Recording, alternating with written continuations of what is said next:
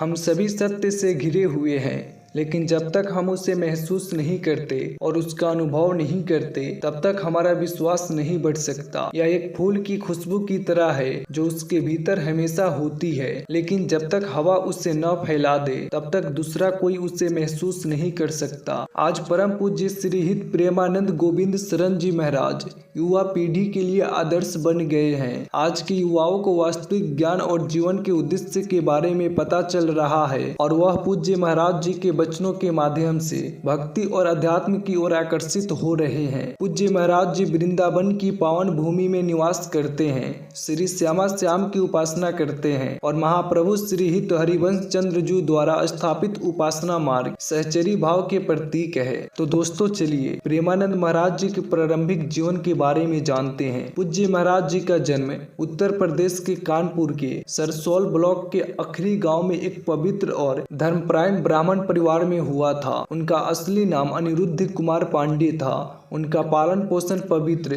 धर्मनिष्ठ और शांतिपूर्ण तरीके से हुआ। उनके दादाजी एक सन्यासी थे। उनकी माता श्रीमती रामा देवी जी एक गृहिणी थी जिनकी धार्मिक आस्था बहुत प्रबल थी। उनके पिता श्री शंभू पांडे जी बहुत धार्मिक थे और अंततः उन्होंने संन्यास आश्रम स्वीकार किया। उनके घर में अक्सर संतों और महापुरुषों को आमंत्रित किया जाता था। उनके माता पिता संतों का बहुत आदर करते थे, उन्हें भोजन कराते थे और उनका सत्संग ध्यान पूर्वक सुनते थे। पूज्य महाराज जी ने छोटी उम्र से ही संतों की सेवा की। पूज्य महाराज जी ने बहुत छोटी उम्र से ही चालीसा पढ़ना शुरू कर दिया था। वे बचपन से ही भगवान के नाम और संतों की संगति के प्रति बहुत समर्पित थे। वे श्री राम जय जय राम, श्री कृष्ण गोविंद हरे मुरारी, हे नाथ नारायण वासुदेव को बड़े प्रेम से गाते थे। सत्संग और परिवार के धार्मिक वातावरण ने पूज्य महाराज जी के अव्यक्त आध्यात्मिक चिंगारी को और तीव्र कर दिया। उन्होंने 5वीं कक्षा में ही गीता प्रेस की पुस्तक श्री सुख सागर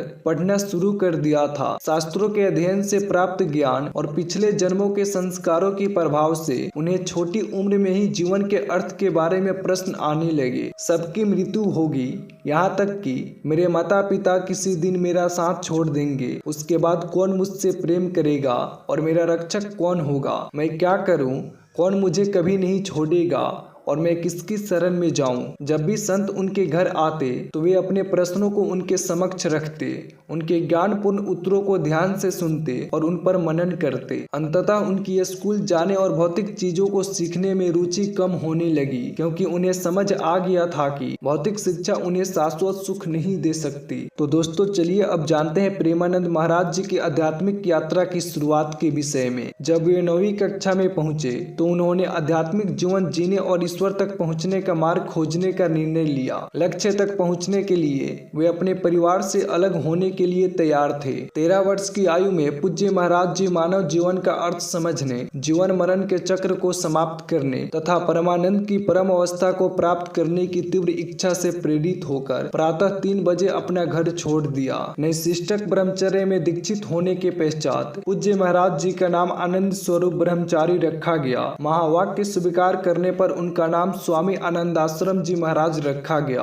और बाद में उन्होंने संन्यास स्वीकार कर लिया। पूज्य महाराज जी ने भौतिक चीजों से पूर्णतया दूर रहकर कठोर नियमों का पालन किया। इस अवधि में जीवित रहने के लिए उन्होंने केवल आकाश वृत्ति को स्वीकार किया, अर्थात उन्होंने केवल उन चीजों को स्वीकार किया जो उन्हें बिना अपने प्रयास के प्राप्त हुई। उन्होंने अपना अधिकांश जीवन गंगा के तट पर एक आध्यात्मिक साधक के रूप में बिताया। गंगा जी शीघ्र ही उनके लिए दूसरी माँ बन गई। वे मौसम, भूख या कपड़ों की परवाह किए बिना वाराणसी के घाटों पर ही रहे। उन्होंने 3 बार गंगा स्नान करने की अपनी दिनचर्या का पालन करना कठोर सर्दियों के दौरान भी नहीं छोड़ा। वे हर पल ब्रह्माकार वृत्ति में डूबे रहते और कई दिनों तक उपवास करते। कुछ वर्षों बाद उन्होंने काशी में गंगा के तट पर भगवान शिव का आशीर्वाद और दर्शन प्राप्त किया। पूज्य महाराज जी भगवान शिव के आशीर्वाद से आध्यात्मिक पथ पर चलते हुए एक उच्च लक्ष्य की ओर बढ़े। एक दिन श्री श्यामा श्याम के आशीर्वाद से बनारस काशी में एक विशाल वट वृक्ष के नीचे ध्यान करते समय